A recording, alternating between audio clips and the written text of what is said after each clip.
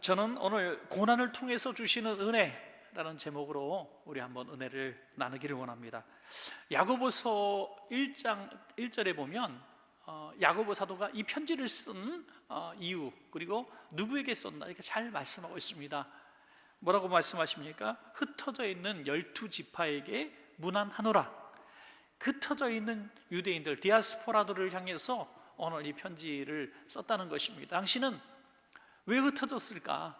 우리가 너무나 잘 아는 이야기입니다. 박해였고, 그리고 또 나라가 식민지 하에서 아주 뒤숭숭할 때이기 때문에, 또 먹고 살아야 되는 그런 이유 때문에 흩어져 살 수밖에 없었고, 또 신앙의 자유를 지키기 위해서 흩어진 유대인들이 훨씬 더 또 굉장히 다수였겠죠.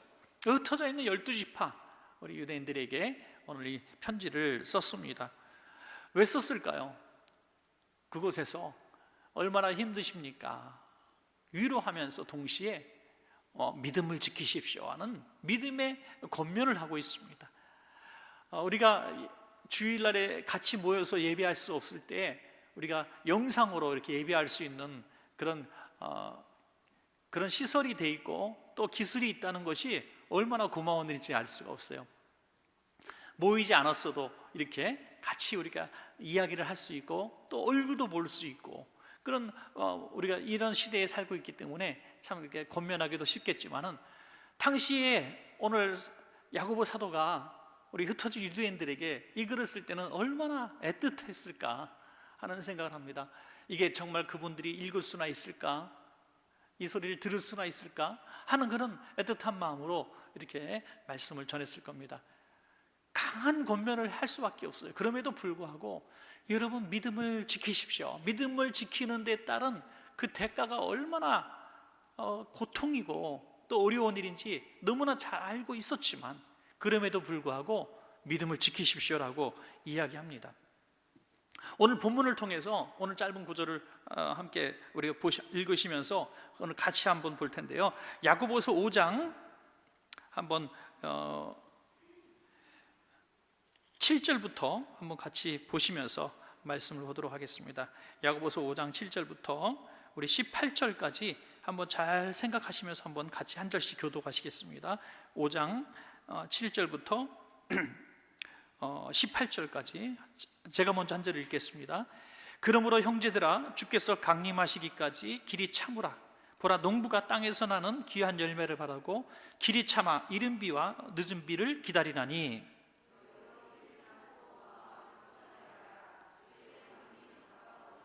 형제들아, 서로 원망하지 말라. 그리하여야 심판을 면하리라. 보라, 심판주가 문 밖에 서 계시니라.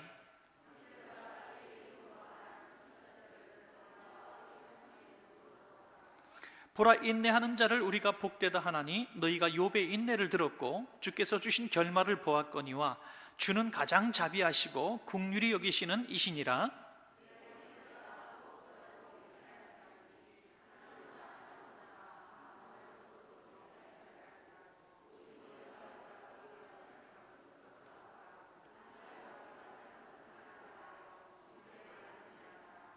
너희 중에 고난당하는 자가 있느냐? 그는 기도할 것이요. 즐거워하는 자가 있느냐? 그는 찬송할지니라.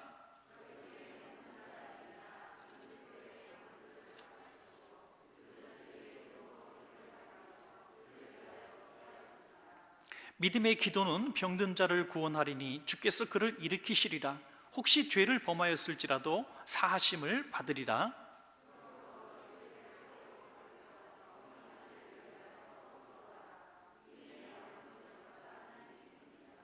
엘리야는 우리와 성정이 같은 사람이로되 그가 비가 오지 않기를 간절히 기도한즉 3년 6개월 동안 땅에 비가 오지 아니하고 다시 기도하니 하늘이 비를 주고 땅이 열매를 맺었느니라. 아멘. 이 구절들을 통해서 이 고난이 찾아왔을 때 믿음 없는 사람은 어떻게 행동하고 또 믿음 있는 사람은 어떻게 행동하는가, 오늘 야고보 사도의 말씀을 통해서 우리가 그것을 한번 구별해 볼 수 있습니다. 여러분, 우리에게도 고난이 있잖아요. 오늘 디아스포라가 당했던 그런 고난이 아니라 할지라도 우리에게 질병의 고난, 또 경제적인 고난, 또 영적인 육체적인 어떤 고난들이 있을 수 있습니다. 이 고난이 왔을 때 나는 어떻게 반응하는가 한번 여러분 잘 체크해 보셔서 내가 믿음 없는 자 같이 행동하고 있는가, 아니면 야고보 사도가 말씀하신 대로 잘 내가 믿음 있는 사람으로 살아가고 있는가 한번 잘 체크해 보시면 좋겠습니다. 뭐 많은 이야기가 있을 수 있겠지만 저는 한번 줄여가지고 고난이 찾아왔을 때 믿음 없는 사람이 행하는 두 가지 대표적인 모습, 그리고 믿음을 가진 사람이 행하는 대표적인 두 가지 모습을 한번 잘 분류해 보았습니다. 먼저 믿음 없는 사람, 오늘 야고보 사도가 권면하고 있는 그런 대상자들이 누군가? 두 종류가 있는데요. 첫 번째는 고난이 찾아왔을 때 원망하는 사람입니다. 고난이 왔을 때 일단 원망부터 하고 봐요. 원망은 뭡니까? 그 누군가를 향해서 이 죄의 전가 다 시키는 거죠. 책임 전가 시키는 겁니다. 그리고 불평합니다. 짜증을 냅니다. 화를 냅니다. 야고보서 5장 9절에 우리 함께 읽으셨는데요, 이런 말씀이 있죠. 형제들아 서로 원망하지 말라. 그리하여야 심판을 면하리라. 보라 심판주가 문 밖에 서 계시니라. 여러분 이 말씀 한번 깊이 있게 생각해 보시기 바랍니다. 서로 원망하지 말라. 그리하여야 심판을 면하리라. 고난이 심판이 아니란 얘기예요. 우리는 고난이 심판은 아닌가라고 생각해요. 고난 당하면 이거 하나님이 심판하시는 거야. 내가 죄진 거에 대한 하나님의 징벌이야 라고, 심판이라고 생각할 때가 참 많다는 거죠. 그런데 고난은 심판이 아니라는 거예요. 고난에서 우리는 두 가지 갈림길에서 하나를 선택해야 돼요. 심판으로 가는 길을 선택하든지, 다시 고난이 유익하게 되는 축복의 길을 선택하든지, 우리의 선택권이 있는데 고난은 심판이 아니라는 거예요. 고난이 왔을 때 원망하는 자가 심판받는다는 거예요. 믿으시기 바랍니다. 고난이 심판이 아니에요. 누가 고난을 당한다고 해서, 우리 성도님들 가운데 누가 고난을 겪었다고 해서 저 사람 뭐 하나님 앞에 죄 졌나 보다, 아유 왜 갑자기 저렇게 집안이 뒤숭숭해, 왜 이렇게 안 돼, 저 사람은 뭐 내가 보니까 교회에서도 뭐 문제가 있었던 것 같아 하면서 이렇게 수군거릴 필요가 없습니다. 고난이 심판이 아니라는 거예요. 의인의 고난에 대해서 많은 이야기들이 성경에 기록되어 있습니다. 고난이 왔을 때 원망하는 사람은 심판받는다는 거예요. 왜? 믿음 없는 사람이기 때문에. 성경을 보면 고난을 겪지 않는 하나님의 사람들이 없어요. 그 고난 심판받은 게 아니란 얘기죠. 그런데 고난 가운데 원망하고 불평하지 않았고, 오히려 이 고난 가운데서 또 하나님 앞에 매달렸기 때문에 믿음 있는 사람이었고 고난이 유익이 된 줄로 믿으시기 바랍니다, 여러분. 그래서 우리 심령에 정말 이 뿌리를, 깊은 샘을 한번 잘 우리가 깨끗하게 해볼 필요가 있습니다. 고난이 왔을 때 나도 모르게 입에서 탁 튀어나오는 게 뭔가. 이 심령의 열매는 입술인데, 입술로 일단 불평부터 하고 원망부터 하는 습관이 혹시 있으면, 그때 이 습관을 고치기 위해서 오늘부터 한번 이렇게 잘 생각하셨다가 내 입에서 원망이 나오고 불평이 나면 어떻게 하라고요? 때리라고, 그렇게. 아니면 때려달라 그러세요. 때려달라 그랬어요. 그래서 입을 탁 때리는 거예요. 또 불평하고, 또 이 고난 자체가 심판이 아닌데 이 고난에서 내가 심판을 선택하는 이 정말 불행한 결과를 낳을 수 있으니 입술을 때려서라도 이 고난이 유익하게 만들어야 한다는 것입니다. 그래서 믿음 없는 자의 전형적인 태도, 고난이 왔을 때 원망하고 불평하고 책임 전가시키고 짜증내고 이런 습관부터 고치지 않으면 우리는 절대로 고난을 유익하게 만들 수가 없습니다. 오늘부터 모든 고난이 올 때 오늘 내 입에서 원망 불평 나오지 않도록 우리가 잘 철저하게 입술과 마음을 다스리셔서 복되게 하시기를 바랍니다. 또 믿음 없는 사람 두 번째는요, 고난이 왔을 때 참지 못합니다. 인내하지 못한다는 거예요. 고난이 빨리 지나가게 해달라고만 기도해도 고난이 빨리 이 고난의 이유가 분명히 있는데, 이 고난의 때가 필요한데 이걸 빨리 지나가게 해달라고 한다면 하나님께서 고난 주신 그 목적을 이룰 수가 없잖아요. 고난이 유익하게 되기 위해서 하나님의 뜻을 우리가 깨달아야 한다는 것입니다. 그래서 그 시간들이 필요하다는 거예요. 깨닫는 기간. 그래서 오늘 성경에 보니까 너무너무 말씀을 참 우리 이 시대에 잘 적용을 시켰는데, 세 가지 사례를 들면서 고난이 왔을 때 인내해야 하는 이유에 대해서 잘 말씀하고 있어요. 첫 번째 뭡니까? 인내해야 되는 이유 첫 번째는 농부에게서 배우라 하는 거죠. 농부. 야고보서 5장 7절부터 8절까지. 그러므로 형제들아, 주께서 강림하시기까지 길이 참으라. 보라, 농부가 땅에서 나는 귀한 열매를 바라고 길이 참아 이른 비와 늦은 비를 기다리나니 너희도 길이 참고 마음을 굳건하게 하라. 주의 강림이 가까우느니라. 아멘. 농부의 인내를 배우라. 농부한테 제일 어리석은 질문이 뭔지 아시죠? 월급 얼마세요? 이게 제일 어리석은 질문이거든요. 농부가 봄부터 여름까지 왔는데 월급을 6개월치 한 번도 못 받아요. 그죠? 그러면 조금 괜찮은 직장 다니는 사람이 조롱할 수도 있어요. 나는 매달 또박또박 월급을 얼마 받는데 너는 왜 월급도 못 받고 어떻게 사니? 근데 계속 돈은 더 써요. 비료도 사고. 그러면 하나도 버는 거 없이 그냥 연중 내내 몸이 부셔져라 일하면서 계속 돈을 쓰거든요. 그런데 언제 결판이 납니까? 수학을 딱 했더니 이 월급쟁이가 1년 내내 번 것보다 몇 배나 많이 버는 거예요. 몇 배나 많이. 그게 농부라는 거죠. 우리는 하나님 나라의 상급을 기다리는 농부인 줄로 믿습니다. 그러니까 쪼잔한 거 바라보지 마시란 얘기예요. 쪼잔한 거, 한 달마다 들어오는 거, 그런 거 바라보지 말고 우리가 이 땅의 생애를 다 마치고 하나님의 부르심을 받았을 때 상상할 수 없었던 하나님의 은혜의 상급이 있고, 그리고 또 이 세상에 살면서도 이 고난에서 농부처럼 인내를 하면 하나님께서 농부가 추수를 하듯이 이 고난을 통해서 주어지는 많은 축복의 열매들을 우리에게 주신다는 것입니다. 그러므로 고난이 올 때 농부에게서 배워서, 농부가 이 고난이 그냥 나에게 해로운 고난이 아니라 이 고난을 통해서 내가 곡식을 또는 열매를 거둘 수 있게 되는구나 하는 생각을 하라는 거죠. 정말 이 농사 짓는 분들 보면 너무너무 고생하시더라고요. 저도 잘 모르지만 나이가 좀 들면 시골 가서 농사나 짓고 이런 말은 하실 말씀이 아닙니다. 여러분, 젊었을 때도 힘든 거예요. 나이 들면 절대 못합니다. 정말 힘든 게 농사일인데, 이 농부의 이런 일들, 이런 왜 고생을 하면서도 싱글싱글 웃습니까? 조금 이따 보자. 그러니까 조금 이따 보자. 그래서 그 모든 시간들을 인내하며 견디는 농부처럼 고난을 견뎌내시길 바랍니다. 또한 선지자들로부터 배워라 그랬어요.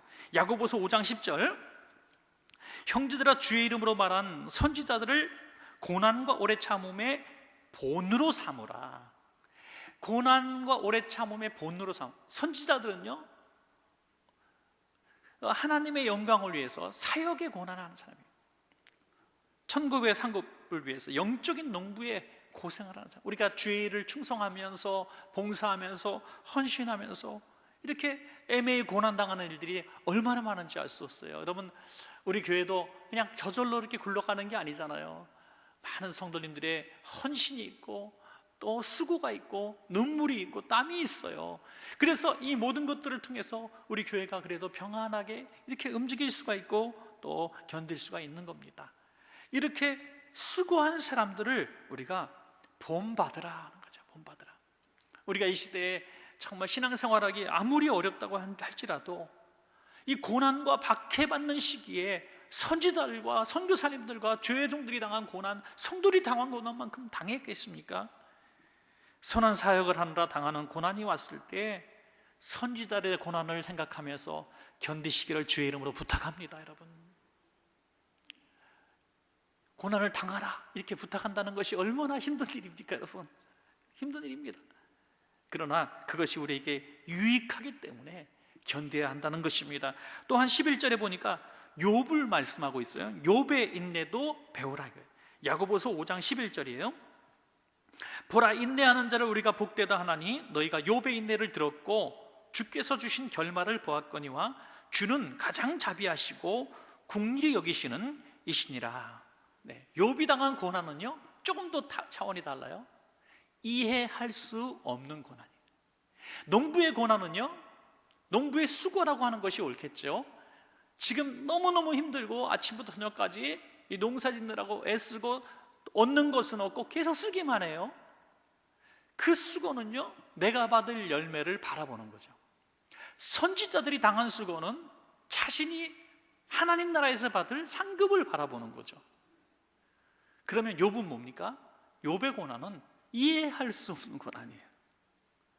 이해할 수 없는 고난. 내가 왜 이런 고난을, 이건 죄를 위해서도 아니고 내가 이 고난을 통해서 이후에 뭔가 수확을 거두기 위해서도 아니고 그냥 폭풍우처럼 쏟아져 오는 고난이에요.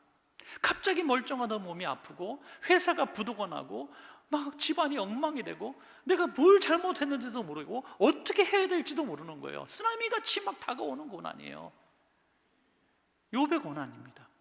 이해할 수 없는 고난이 왔을 때 어떻게 할까? 오늘 말씀하시잖아요. 욥의 인내를 배우라는 거예요. 왜? 그 결말을 알지 않느냐 하는 거예요. 결말. 할렐루야. 욥의 인내를 배우라. 욥은 그 입술로 범죄하지 않았다고 했어요. 욥기서 그 오랜 많은 장들에서 욥이 계속 고난당하고 근심하고 의문을 품고 하는 이야기들이 많이 나오지만 언제 대반전의 역사가 일어납니까? 욥이 그 친구들을 용서하고 그들을 위하여 기도할 때 반전의 역사가 일어난 것을 믿으시기 바랍니다. 하나님은 그때를 기다리신 거죠. 욥의 인내예요, 인내. 이 인내를 통해서 욥은 하나님의 선하심을 찬양하게 되는 것입니다. 욥이 이 고난의 초창기는 이렇게 얘기합니다. 내가 부르짖어도 하나님이 응답하지 아니하셨나이다. 내가 부르짖어도 하나님이 응답하지 않으셨어요. 도대체 왜 그런지 모르겠어요 하면서 마음속에 있는 아픔을 토해냅니다. 그러나 이후에 그 입술로 하나님을 찬양해야, 선하신 하나님을 찬양하고 친구들을 용서하고 축복하니 갑절의 축복이 임하였더라 하는 거죠. 여러분, 이 세 가지 오늘 사례를 통해서 배워라, 인내를 배워라, 참는 것이 무엇인지 배워라 말씀하고 싶습니다. 이상과 같이 고난이 찾아왔을 때 믿음 없는 사람에게 주시는 야고보 사도의 메시지라고 볼 수가 있습니다. 자, 그러면 믿음 있는 사람은 어떻게 할 것인가? 두 가지 사례가 오늘도 들려져 있죠. 오늘 고난이 찾아왔을 때 믿음 있는 사람은 두 가지입니다. 첫 번째는 고난이 찾아왔을 때 죄를 깨닫고 회개하는 사람인 줄로 믿습니다. 여러분, 고난이 왔을 때 먼저 나를 돌아보는 사람이에요. 이 믿음 있는 사람입니다. 믿음 있는 사람은 누구를 찾지 않아요. 누가 죄를 졌구나, 누가 잘못했구나 찾지 않습니다. 희생양을 찾지 않아요. 자신을 돌아본다는 거예요. 이번에도 이런 큰 고난들이 다가왔을 때 전 세계적으로, 국가적으로 전 교회가 막 고난이 찾아왔을 때 우리가 너무 많은 생각과 너무 많은 이유들을 묻고 찾고 하지만 사실 이 시기가 지나가면 그냥 지나가는 거예요. 언제 그러냐는 듯이 더 지나갔을 거예요. 지금 보니까 제주도 가는 비행기가 다 예약을 할 수 없을 정도로 꽉 찼다 그러더라고요. 한번 가볼까 했더니 못 가겠더라고요. 전에는 제주도 가는 비행기가 4,000원까지 떨어진 적이 있었대요. 4,000원까지. 그런데 지금 뭐 편도가 10만 원 줘도 구하기가 어렵다 할 정도로 이렇게 한다 그래요. 여러분, 금방금방 지나갈 거예요. 뭐 이게 완전히 해결이 안 되어도 사람은 적응을 잘하기 때문에 그냥 그런가 보다 하고 또 살아갑니다. 가만히 생각해 보니까 이 코로나로 지금 많은 분들이 참 안타깝게 이게 또 돌아가시기도 했지만은 사실 감기로도 그만큼 돌아가시고요. 하루에 교통사고가 10명으로 돌아가요. 지금요, 죽으시는 분들이. 그러니까 사실 우리 이 시대에서는 수많은 사람들이 매일같이 죽어가고 사고가 나고 안타까운 사연들이 얼마나, 자살자는 더 많아요. 여러분, 이런 끔찍한 세상, 또 아프리카 그 어려운 중앙아시아 지역에는 2만 명대 사람이 하루에 굶어 죽어요. 여러분, 이렇게 끔찍한 시대 속에서 우리는 그냥 너무 무감각해져서 다 잊어버리는 거예요. 근데 하나님의 사람이라면 이런 아픔들이 왔을 때, 이 고난들이 왔을 때 그냥 막 잊어버리려고 하지 말고 나를 돌아보는 사람이라는 거죠. 아, 내가 기도해야 되겠구나, 내가 뭔가 해야 되겠구나, 내가 저들을 위해서 더 많이 기도해야 되겠구나, 저들을 더 불쌍히 여겨야 되겠구나 하면서 우리가 더 하나님 앞에 나가야 되는 것이 유익하다 하는 거죠. 얼마나 참 이 시대가 지금 아직도 어려움을 많이 당하고 있습니까? 더 많이 우리가 기도하고 할 수 있는 것들을 앞으로도 계속 한번 찾아볼 필요가 있지 않겠는가 하는 생각을 해보게 됩니다. 여러분, 고난이 찾아왔을 때 먼저 내 자신을 돌아보고 회개거리를 찾아내고 회개하는 성도는요, 믿음 있는 성도입니다. 여러분, 어떤 고난이 왔을 때 한번 생각해 보세요. 어떤 사고를 당하고 사건을 만나고 큰 불행한 일들을 경험했어요. 너무 고통스러워요. 그런 일이 딱 왔을 때 내 자신을 먼저 탁 바라보면서 내가 하나님 앞에 회개할 것이 있는가? 내가 하나님 앞에 뭐 잘못한 게 있는가? 내가 하나님 앞에 서운한 거, 지키지 못한 것이 있는가? 하면서 내 자신을 돌아보고 그것을 고치고 회개하는 성도가 되었다면 이 고난이 유익이 될 줄로 믿습니다, 여러분. 그래서 시편 119편 71편의 1절에 고난당한 것이 내게 유익이라, 내가 이 고난을 통해서 주의 윤례를 배웠나이다라고 말씀하고 있는 것입니다. 여러분, 고난이 축복이 되게 하시는 우리 성도님들 되시기 바랍니다. 자, 마지막 믿음 있는 사람 고난에 대처하는 두 번째 방법은요, 고난이 찾아왔을 때 더욱 기도하는 사람입니다. 고난은 기도를 멈추게 하는 어떤 도구가 아니라 기도하게 하는 주님의 은혜의 방편입니다. 고난이 오면 더 많이 기도하게 됩니다. 여러분, 고난이 오고 문제가 있고 슬픔이 있고 근심이 있을 때 더 기도처로 찾는 분들, 하나님 앞에서 믿음 있는 성도로 살아갈 수 있습니다. 여러분, 이렇게 예배를 드릴 수 없을 때, 예배당에서 예배 드릴 수 없을 때 다 교회에 와서 기도하고 싶고 또 부르짖고 싶고 막 속이 막 타시는 분들 경험하셨습니까, 여러분?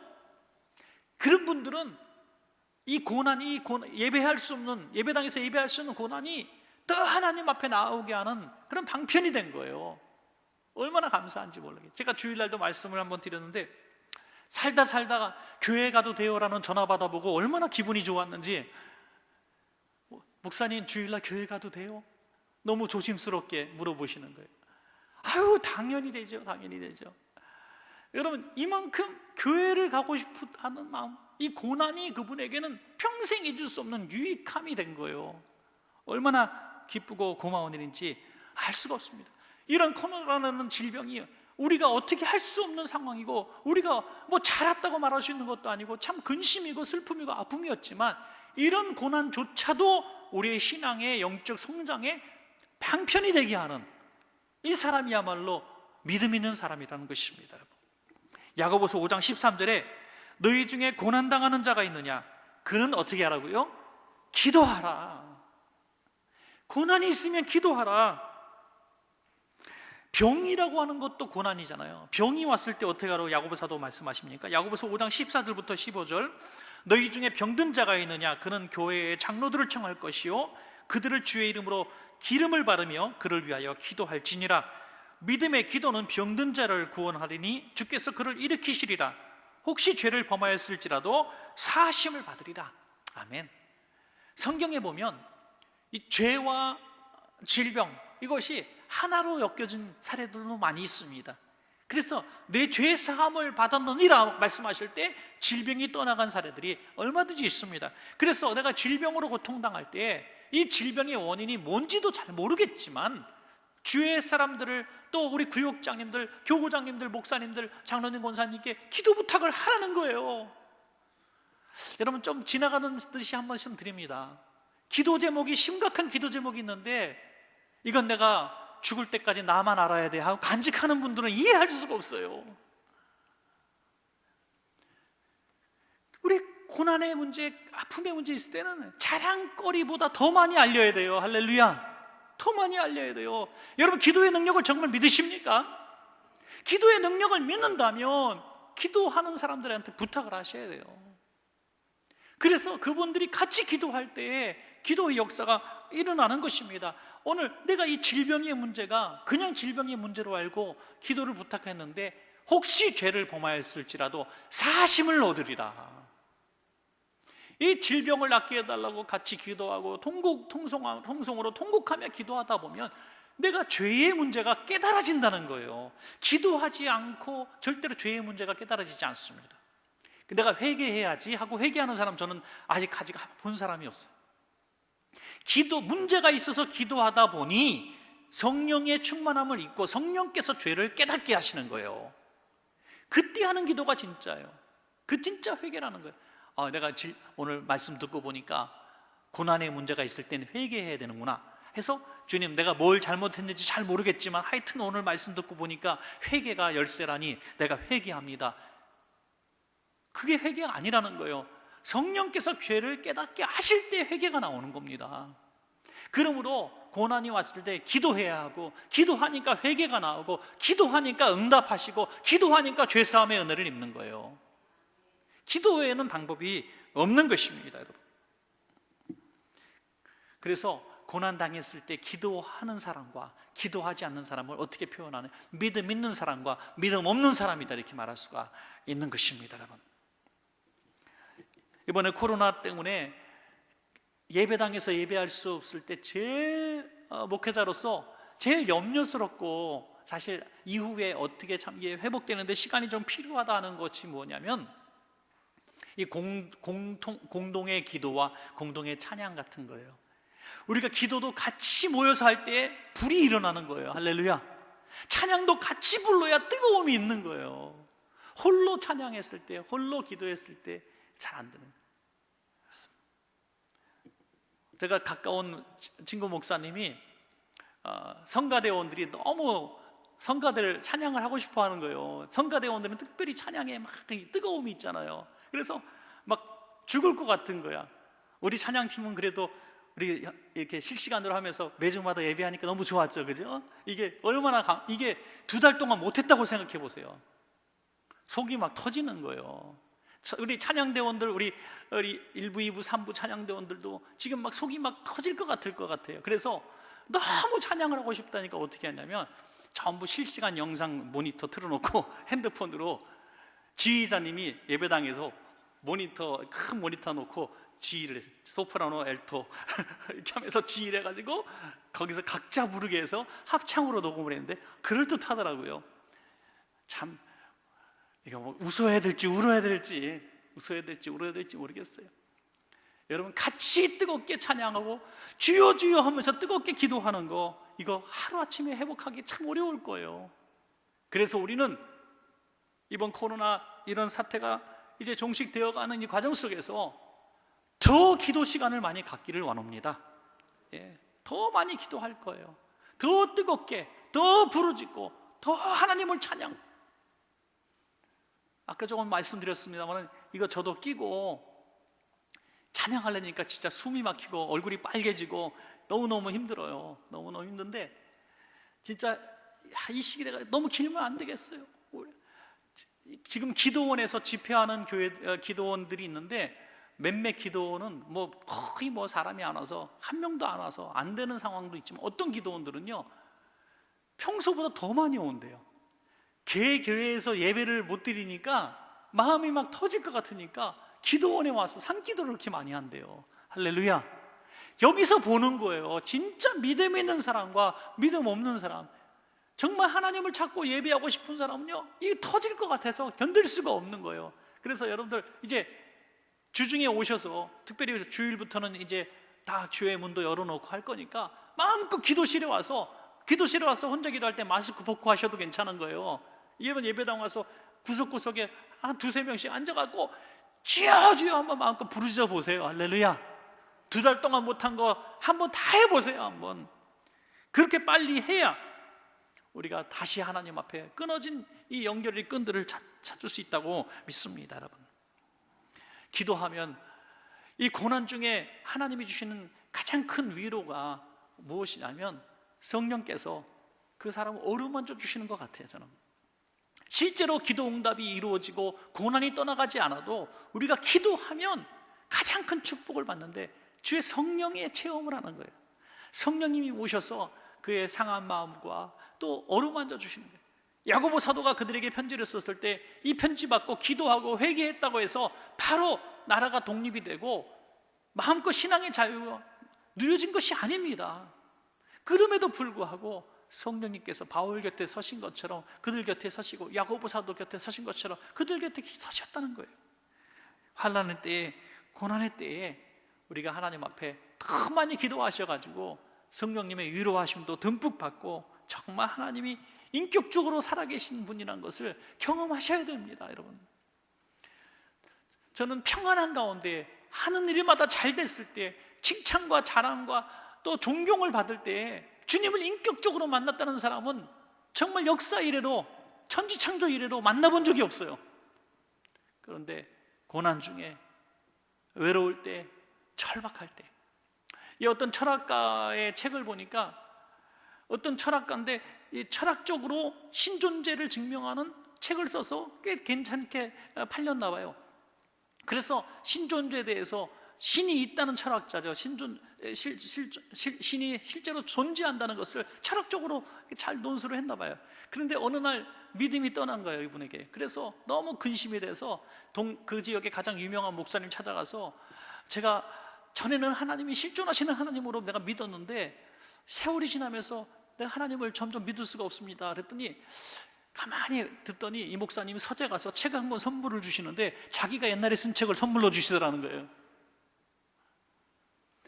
여러분, 그 책으로 써서 그때는 하나님이 살아계신 것 같았는데 세월이 지나면서 실존하시는 하나님을 잊어버린 거예요. 여러분, 그것은 논리나 철학적으로 증명되는 신이 아니라 처절한 고난의 한 복판에서 외로움과 절망과 해결할 수 있는 문제 앞에서, 고독 앞에서 하나님을 체험해야 실존하신 하나님을 만나는 거죠. 그 방법이 뭐냐, 그 통로가 뭐냐, 기도 외에는 없을 줄로 믿으시기 바랍니다. 여러분, 전도서 7장 14절 말씀을 읽고 말씀을 맺겠습니다. 우리 한번 같이 한번 읽을까요? 시작. 형통한 날에는 기뻐하고 곤고한 날에는 되돌아보아라. 이 두 가지를 하나님이 병행하게 하사 사람이 그의 장래일을 능히 헤아려 알지 못하게 하셨느니라. 아멘. 정리해 볼까요? 고난이 왔어요. 어떤 고난이든 상관없습니다. 믿음 없는 사람은 어떻게 한다고요? 불평하고 원망하고 인내하지 못합니다. 안절부절 못합니다. 인간적으로 해결을 찾으려고 몸부림치다 일을 그르칩니다. 그러나 믿음 있는 사람은 먼저 자신을 돌아보고 회개하면서 주님 앞에 나아가고 자기의 잘못을 수정합니다. 그리고 더 하나님 앞에 부르짖어 기도해서 이 문제를 해결해 가는 사람입니다. 여러분들은 다 믿음 있는 성도님들 되시기를 주의 이름으로 축복합니다.